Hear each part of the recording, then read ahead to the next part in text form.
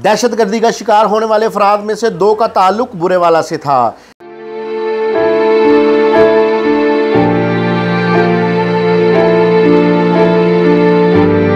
बलोचिस्तान में दहशतगर्दी का निशाना बनने वाले दोनों की मैयतें आबाई इलाकों में पहुंचने पर कोहराम मच गया। फिजा सोगवार, हर आंख खश्कबार।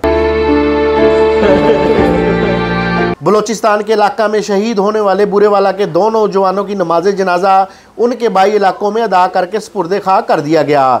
कदीर असलम की नमाज जनाजा उसके आबाई गांव चक नंबर 146 ईबी में अदा की गई, जबकि शहबाज भट्टी की नमाज जनाजा मरकज़ी जनाजगाह बुरेवाला में अदा की गई। शहबाज भट्टी और कदीर असलम की मैयतें रात गए उनके आबाई इलाकों में पहुंची थीं।